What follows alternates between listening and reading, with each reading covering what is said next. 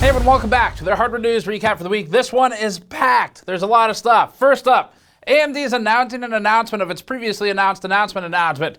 That actually is written to make sense if you deconstruct it. Go ahead, I'll wait here. We also will be talking about Zotac saying that GPU sales are dominated by bots and scalpers, 12-volt high power burning. And then additionally, we'll be going over Cyberpower responding to our review of their pre-built PC, and Meta is allegedly pirating lots of stuff to train its AI. We asked Meta's AI if it's pirating stuff to be trained, and it said no. So case closed, no need for all the judges and lawyers now. And then also we published something with our fan tester.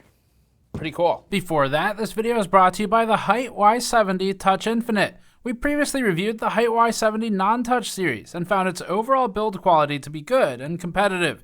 Now, the Y70 Touch Infinite ships with a custom 14.9-inch IPS touchscreen with a 60Hz refresh rate. The screen connects to your system build and can be used as a showpiece on the angled corner front panel, displaying stats, music players, videos, and more. Height's entire Y70 series now also includes multiple new colors, like the Taro model that you're seeing here. Learn more at the link in the description below. First, just a really brief but important announcement. I am super excited about this because it has taken me long enough to do something with the fan tester. So, we've got the first video up. It's live. It shows the machine. This isn't the machine. This is an acrylic plate with a fan on it, just to be clear. But we have some tests with the machine up on the channel now. It's the first test, like charts we've published with the fan tester. And everyone always leaves a comment as soon as I say that. They're like, Steve, it seems cruel to test your fans. And that is actually what we do. We put them in the tube and then we test for impedance to airflow. And that's going to be where my focus is the next several weeks. The rest of the team's working on a lot of really cool content. We have some follow-up 50 series stuff, including something we'll talk about with 12-volt high power in a little bit. But the fan tester is one where it's taken about 3 years to finally get around to publishing stuff with it. And it's not because it took the entire 3 years to learn how to use it, or because it took the entire 3 years to collect data with it, or whatever. It's because it's really hard to get to when you're learning something new, for me at least, where every time when I'm learning something, it's interrupted by something like a CPU or a GPU review cycle or a case review or whatever. If I haven't cemented that knowledge, which is what I say in the video, then it's just gone. It just vaporizes until I get a chance to really sit down and focus for like a week or two straight. So finally just set aside time for that. It's a fun video. We are still in the learning processes, so it's kind of, everything's branded as experimental charts. We're gonna figure it out as we go. We've got some pretty good confidence in it. I have a lot of great guidance from peers in the industry, asked for peer review on some of the stuff, the methods, the initial 2 charts that we ran, the main charts anyway. So we got some peer review, we talked to some engineers, and we're gonna continue doing that. And there is a coupon code on the store for 10% off right now that celebrates our tremendous delays in getting to this, and the code is about fucking time. You can use code about fucking time at checkout. That's about FKN time. There's nothing wrong with saying FKN, YouTube. So you can use code about FKN time for 10% off if you want to buy something like one of our soldering and project mats made of silicone. They are extremely high heat resistant, great for all kinds of projects, including not just soldering, but also Vitaly on the team has used them for some of his car component work. And we've also seen them in use for model building and Lego building from people in the community. You can also grab one of our PC building anti-static mod mats. They are large, high quality build surfaces to protect your table while you build computers. Or you can grab something like our honeypot t-shirts, our disappointment build t-shirts, if you want to express your disappointment in how long it took us to get to the fan tester. And like I said in the fan tester video, there's recursive disappointment, because not only are they the disappointment t-shirts, which you can use to send us a message with code about time, but also we're low on stock of them. They're gonna be out of stock soon, so you can be disappointed again if it runs out of the size you want by the time you try to buy it. And then we'll get another coupon code. Do you see how this works? All right, anyway, I'm really excited about the fan tester. So yeah, we've got the first stuff up. It is out there as sort of like a probing test. So it's basically like, okay, here's what we got for right now to get started. Here's kind of the ideas. And what I'm hoping for is we get some really solid feedback from people who know what they're talking about, so I can take the opportunity to learn and then apply that to the next one we run. I think we might do radiators next. I'm not sure. Dust filters, radiators, there's both interesting and not too difficult, which we need right now to build the knowledge base. And then there's other ideas too. The complete fan comparison charts, that'll come a little later. Really want to build the confidence in the tool first. Well, I shouldn't say that. The tool I am very confident in. I want to build the confidence in my ability to write the language about the results. That's kind of what we talked about in the video, where it's not the data that's the question. The data we're feeling pretty good about. It's sort of just learning to use the precise language required to talk about those results. And we've got good guidance for that. So anyway, really excited. It's up there. You can go to the channel and check it out if you want to see it. And thank you everyone for your patience waiting for that coverage. So now we've got the hemi-anechoic chamber has been in use regularly, like almost weekly at this point, since we rolled it out probably about 18 months ago or so. And then we've also, the laser scanner has been in use for all the cooler reviews, and now we've got the fan tester too, and all those things can work together for something like a cooler review. So enough of that, super exciting stuff. It's so damn cool to get all of these different pieces of test equipment deployed in a way where now we can actually point them at one specific component, which is coolers, and we can still use two of those, the acoustic chamber and the fan tester, for cases. The laser scanner, I'm not really sure applies to cases, but we've got 2 out of 3 for those. All right, up first, AMD. Get ready. Get your announcements ready. AMD just officially announced its post-announcement announcement of the RX 9000 series, where it intends to now directly announce the previously indirectly announced announcement for the 9070 and the 9070 XT, where it will then announce the release date for further announcements and hopefully the actual release. Now, in response to this, NVIDIA has also announced something. So the recursive announcement announces the announcement of the previously announced product announcement is being responded to by the competitor, which is announcing also something. Great. From AMD's David McAfee and Chief Announcement Officer on Twitter, quote, "The wait is almost over. Join us on February 28th at 8 a.m. EST for the reveal of the next-gen at AMD Radeon RX 9000 series. Get ready to make it yours when it hits shelves in early March. RSVP by subscribing to the AMD YouTube channel," end quote. I just want to be clear that subscribing is in no way RSVP'd. We did not order enough catering for 2 million people. AMD publicly announced its announcement of its previously technically announced cards the day after NVIDIA informed partners of its launch date of its previously announced RTX 5070 GPUs, which were announced for February and are now re-announced for March 5th. NVIDIA has also committed to a February 20th release date that it announced for the 5070 Ti, which it previously announced for February. Now the elephant in the room. 4 elephants. 1 GPU. The elephant in the room is GPU supply, and we've been trying to figure out for 3 weeks now how many GPUs NVIDIA actually launched. To do this, we sent undercover camera operators to NVIDIA's factories, where we got this exclusive footage showing NVIDIA's data center AI supply, followed by its gaming GPU supply. Up next, our recent review, NVIDIA will love that one. A recent review of Cyberpower's 9800X3D pre-built machine showed that the system was thermal throttling and was hitting 95.6 degrees Celsius with the 9800X3D in our testing for a full torture workload. Cyberpower has sent us a statement to share with you all about this, and Cyberpower noted to us separately that it was able to confirm the behavior we saw, and it was able to replicate the thermal results pretty closely with its own same spec system using a bits power 240mm liquid cooler, which was the default that was included in the SKU that we bought for our undercover review. And when tested with a thermal torture workload, a full torture workload, similar to the one we were testing. Now, of course, lighter workload is less of a concern, but our bar has always been, and we will maintain, that a pre-built has to pass a full system load thermally in order for us to pass it for thermal performance and make a recommendation for it. The company's CEO sent us a statement following the video, and the response is actually pretty good. It's really encouraging to see this sometimes when the system integrators jump in and have something good to say. So, I mean, Starforge did this, Corsair did this with the i500 recently, Skytech did this in the past, so that's always good to see.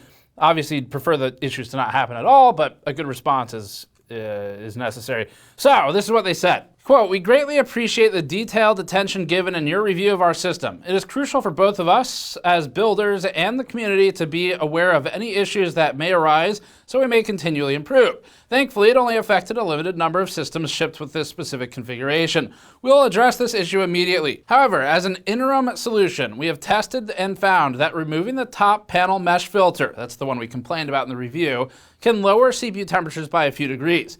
In future revisions, Cyberpower PC will be evaluating the design of such filters, but for now, users can remove the top filter to improve airflow and temperatures. We will also modify the front fan mount grille to minimize blocked intake airflow." I'm going to continue with the quote in a second, including a note about upgrading coolers for customers, but that grille specifically was another thing we were pointing out where they've basically got these, so ignoring the embellishment on the front, the big piece of plastic that covers the fan, they also have internally steel for the entire area of where the screws go for the fans, and so they're blocking like 20% of the fans, so that's what they're referencing here. Quote continued, "Should any of our customers encounter issues with similar configurations, we stand by our warranty and will repair or replace your cooler as needed. We appreciate you highlighting the ways in which we have excelled, but also recognize that quality is what matters most. To everyone who owns a Cyberpower PC, from our loyal fans to future customers, we want to reassure you that we are committed to continuous improvement.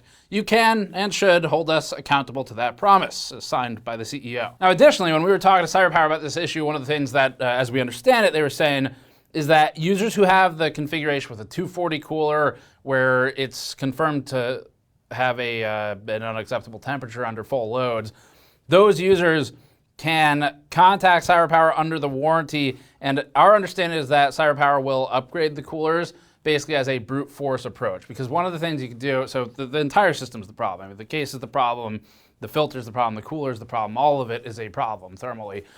So one of the things that Cyberpower is able to do is upgrade the cooler to basically brute force a solution where going larger or higher quality fans, the fans are not good on the system right now, but upgrading the cooler and or the fans would at least brute force a resolution for this, which should stop the thermal throttling or hitting 95.6 degrees Celsius on the CPU. So that was good to hear. It's good to hear that it sounds like they will do upgrades, and that also they offered a sort of, you don't want to have any hassle, take the filter off, and they saw a couple degrees. I can confirm that we have on this and in the past with a lot of cases seen room where when you take the filter off that's blocking the exhaust, the temperature can improve by a couple degrees depending on the scenario. That's because those are low porosity filters. Actually talking about the fan testing we just did, it's applicable here. And dust isn't going to get in there, it's exhaust. The air comes out. Dust might get in surrounding it. More likely it'll come in through the front of the case though. So it's not really going to help you there anyway, and it's a good way to get a couple degrees benefit. Now, we had already published a follow-up test, but if you missed it, the issue wasn't the mount alone. After we remounted and repasted the cooler, the CPU was still overheating. This is a combined issue of a highly restrictive case. They are blocking one of the fans despite looking open. It also has a relatively low porosity front panel, low porosity dust filter, blocks the top exhaust. It has blockages on the rear exhaust fan from the case steel. It has blockages internally on the internal rails of the fans, blocking more of them with the steel.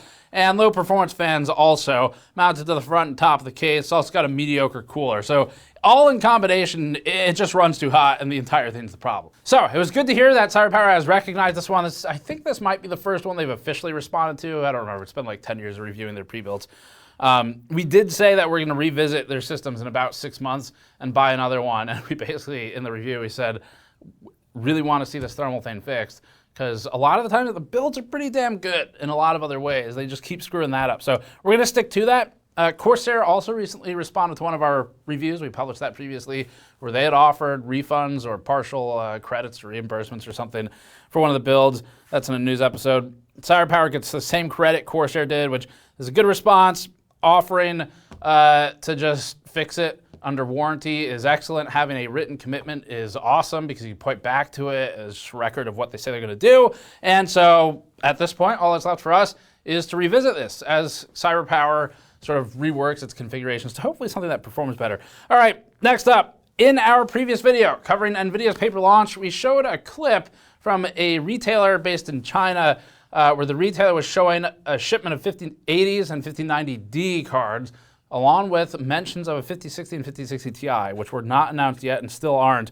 And those have gotten more mentions in the last week. The existence of these cards is now receiving even more reinforcement, despite NVIDIA still not making any formal announcements about them. As found by Hot Hardware, user WXNod on Twitter posted this image from a Chaintext slideshow. The machine translation reveals a 5060 and 5060 Ti supposedly launching in March of 2025.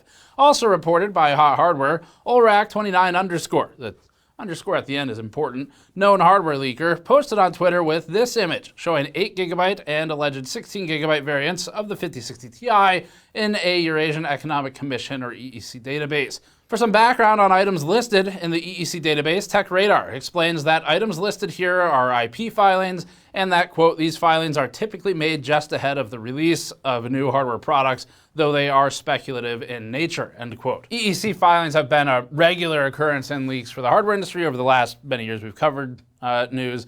And sometimes they materialize to actual products, probably most of the time. There are times where it just never comes to fruition, though. Now, what we wonder is if the same supply issues that caused the paper launch of the 5090 will also affect these lower-tier cards, and if that could potentially cause them to push back the rumored March release. AMD has already confirmed the launch of its 9000 series GPUs in March, and also said it would be moving its focus away from higher-end cards. Last year they said that. It seems that there's going to be fierce competition between NVIDIA, AMD, and Intel graphics cards in the mid-range market to the low-end segment, especially if this rumor is true and AMD and NVIDIA end up launching at around the same time. Who knows? Maybe the competition will ultimately come down to who has a sufficient supply of cards. Sort of like winning the race by being the only one who shows up to the race. It's not the sort of a shallow victory, but whether you win by an inch or win by a mile, you're still winning. Is that what Vin Diesel said in the... It's been like 20 plus years since I saw those movies. I bought them at EB Games. They were on sale. True story.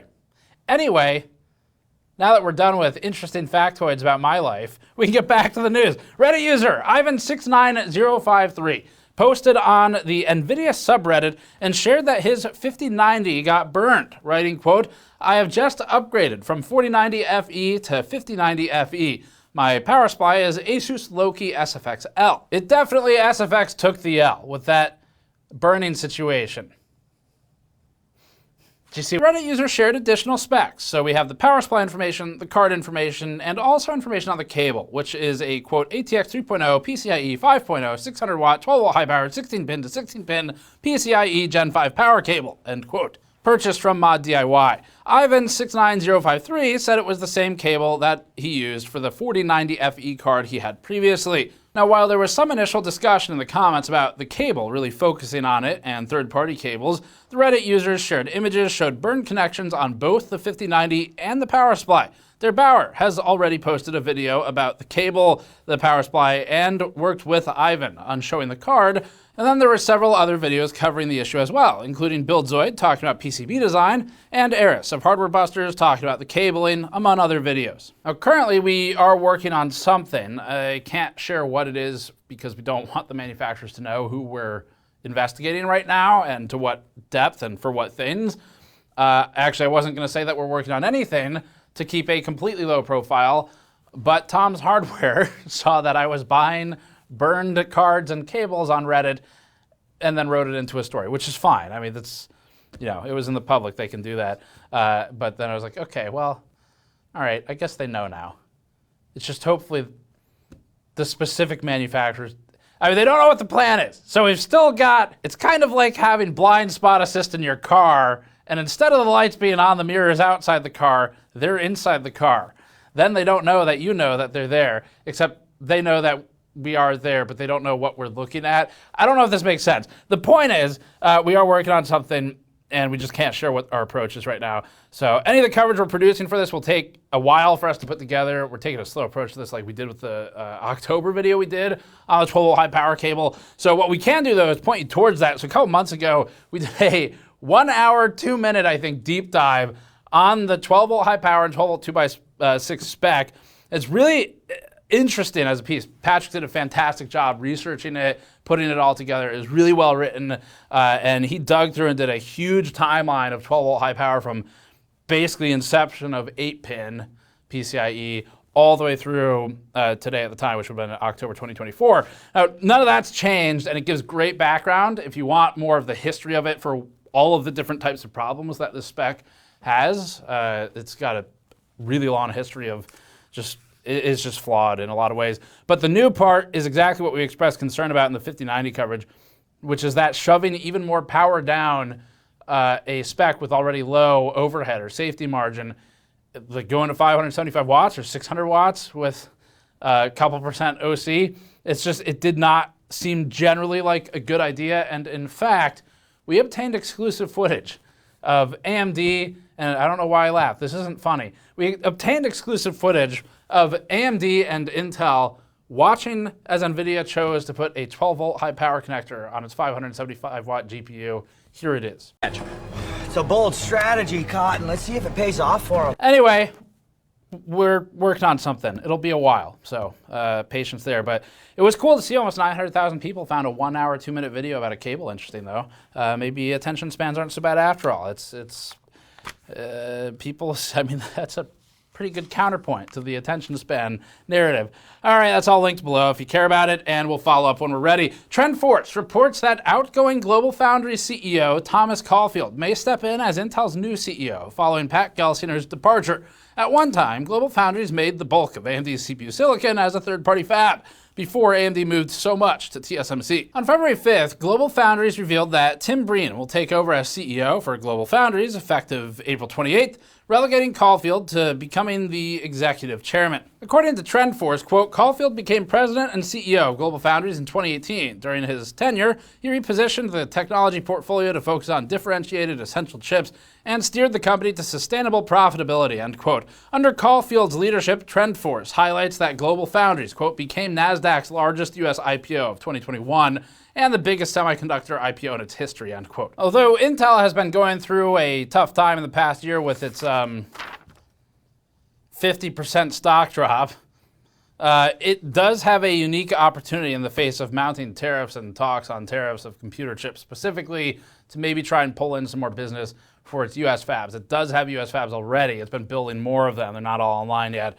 But it is one of the few American chip companies to produce its own processors, well, sometimes. Not really anymore. They're using TSMC now. But they might have an opening here. It just depends on if Intel can get its new fabs online, especially if it can produce its own stuff. That would, if there's tariffs on stuff coming in from TSMC, that would be at least a price advantage in theory for Intel. So anyway, we'll see how that shakes up. It's really on Intel to pull it together. But Bloomberg reported related to this that other Intel CEO candidates include apparently Marvell CEO Matt Murphy and former Cadence CEO Lip Bhutan, as well as a, quote, former member of Intel's board. Found via TechSpot in a Tech Power Up exclusive interview, there's some discussion of X3D Split. How many people buy X3D versus the other parts?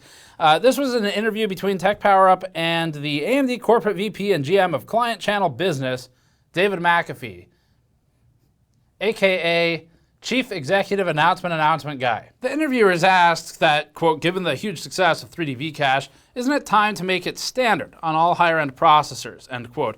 McAfee described how, quote, there's no one-size-fits-all in the desktop market, and he stated, quote, but for creator applications like Photoshop or 3D rendering, X3D offers negligible benefit. We agree here at GN. The stacking process, he says, is expensive. There are many PC builders with different priorities, applications, and budgets. X3D is a critical part of our strategy, but it won't replace everything else, end quote. McAfee also noted that X3D production and manufacturing capacity has been increased for 2025. Now, that's something that AMD has been saying for a little while now, so that's consistent. We definitely agree that there's limited benefit in some of these so-called creator applications, at least the ones we use here. And the biggest benefit, or at least the most obvious regular benefit, is in gaming scenarios.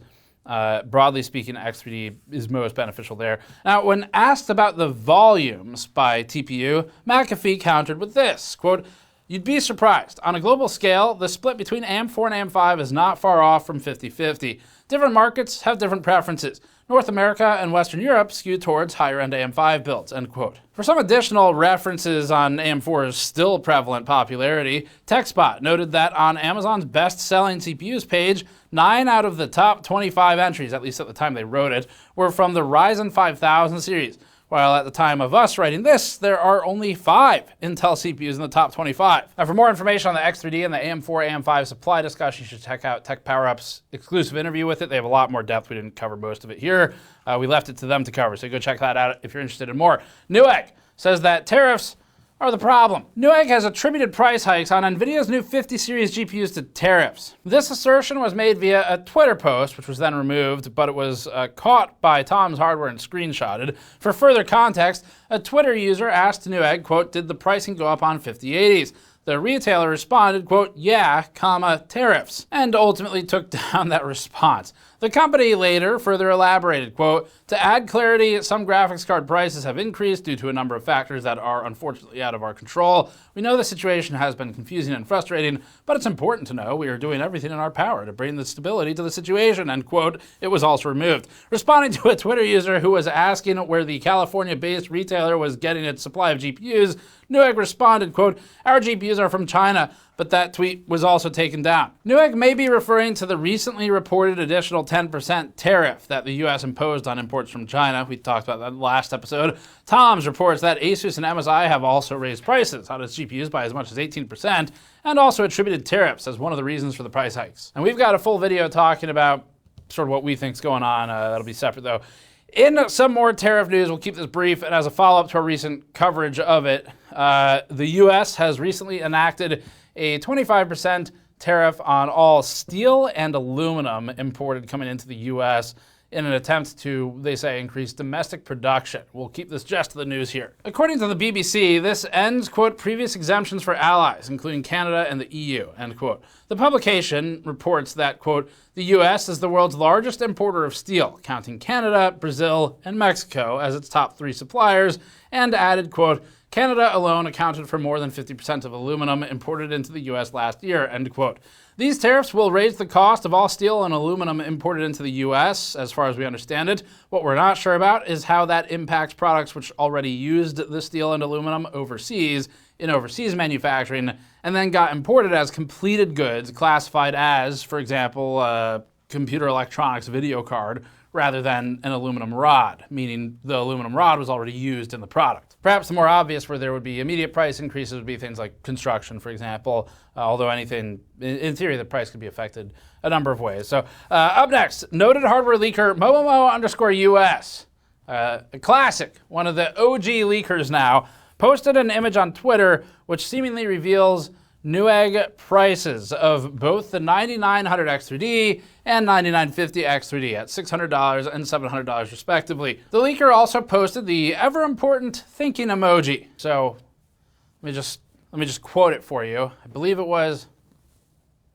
like the 9900X before it, the 9900X3D is a 12-core, 24-thread processor. The X3D variant predictably incorporates 3D V-cache. Similarly, the 9950X and 9950X3D are both 16-core, 32-thread processors, but again, the 9950X3D uses 3D V-cache. And we already posted coverage of the specs of all that a while ago. If you want to see it, it was during CES. Up next, in a lawsuit, authors are accusing Meta and publishers are accusing Meta of illegally training Meta AI based on illegally obtained copyrighted material, like books. During the trial of Kadri versus Meta, Meta purportedly turned over documents in discovery that showcased its employees willingly downloaded millions of files of supposedly copyrighted content. One of the sources for the books included LibGen, or LibraryGen, which a Meta employee internally acknowledged as, quote, a data set we know to be pirated, end quote. A Meta employee wrote in a message exchange on October 19th, 2022, quote, I don't think we should use pirated materials. I really need to draw a line there, which was filed under things Meta's lawyers really wished weren't in writing. The same day, it was also revealed that a different Meta employee also stated, quote, using pirated material should be beyond our ethical threshold. Okay, I guess Meta has one. Responding to a question whether or not it was, quote, problematic to use the data, the employee replied, quote, Sci-Hub, ResearchGate, and LibGen are basically like Pirate Bay or something like that. They are distributing content that is protected by copyright and they're infringing it, end quote. On January 17th, 2023, more communication included quotes from a Meta employee who wrote this. Zuckerberg wants to move this stuff forward. We need to find a way to unblock all this, end quote. A few months later, on April 17th, 2023, another Meta employee seemingly suggested concealing the torrenting efforts, writing, quote, can we load LibGen data using Meta IP ranges? Or should we use some VPN? End quote. A few days later, on April 21st, the employee wrote this, quote, torrenting from a corporate laptop doesn't feel right, followed by a laughing face emoji. We agree. A few months later, on September 5th, 2023, the employee expressed more legal concerns, writing, quote, using torrents would entail seeding the files, i.e. sharing the content outside. This could be legally not okay, end quote. You know what, that one's actually gonna go to the top of the stack for things Meta's lawyers really wish weren't in writing. According to the discovery documents, Meta, quote, modified the config settings so that the smallest amount of seeding possible could occur, end quote. And the company allegedly didn't use Facebook's infrastructure for purpose of data downloading from these sources to, quote, avoid risk of tracing back the seeder or downloader from FB servers. According to plaintiffs, quote, Meta torrented at least 81.7 terabytes of data across multiple shadow libraries through the site and as archive, including at least 35.7 terabytes of data from Z library and LibGen, end quote. Now, 81.7 terabytes sounds like a lot of text, but we're really not sure what approximately 82 terabytes of digital books looks like. So we did the most obvious logical thing, and we went to Meta's AI and we asked it what 81.7 terabytes of books would look like. We asked Meta AI if you were to download this is purely hypothetical, 81.7 terabytes of ebooks, how many books would that be approximately? Meta AI ran some numbers and it responded earnestly, quote, approximately 8.17 million ebooks. Okay, that's easy math, I guess. And then we proceeded to ask, were you trained off of copyrighted ebooks? And it responded, I was trained on a massive corpus of text data, which includes a wide range of sources from the internet, books, and other publications. However, I don't have direct access to copyrighted materials, and my training data is sourced from publicly available information, end quote. It also added, quote, it's worth noting that my training data is sourced and aggregated by my creators, who take care to ensure that the data is legally obtained and compliant with copyright laws, end quote. You know what, we'll put that one on the top of the stack of things that Meta's lawyers really wish weren't in writing. Anyway, that solves it, case closed. We can save everyone the legal time and cost because the AI told us it didn't do it, and if it did, it was the fault of the people in charge of it. Great. In an attempt to skirt Scalpers, Zotac revealed that it will be selling some of its GPUs for the 50 series directly to its community members on Discord. So Bryant from the Zotac USA team wrote this, quote, howdy gamers, at everyone, ooh, he's one of those. As you may know, the 50 series drop happened, as we all expected, dominated by scalpers and bots. Today, and for the next few weeks, we are launching a priority access campaign for our loyal community members. We want to reward real gamers and active members by giving you the chance to secure a slot to purchase a Zotac Gaming 5080 or 5090. No bots, no scalpers, just my fellow gamers. Zotac did outline some further terms, which indicate that participants must be active members of the Zotac Gaming Discord. The terms also state, quote, winners are limited to one per household, and you would buy it, it wouldn't be a gift, and that, quote, there is a zero tolerance policy against reselling and scalping. Now, of course, it'd be hard to sort of prove and stop someone from reselling it, and we actually obtained some exclusive footage of exactly that happening. Please, sir. I want some more. And actually, while covering all this, a lot of people online who remember the EVGA handling for, I think it was the 30 series shortages where they did the actually pretty advanced queue system at one point. A lot of people have been asking for something like that. This is, it's a little closer to it. Certainly, it is unlikely that bots will be in the server previously. Scalpers, who knows?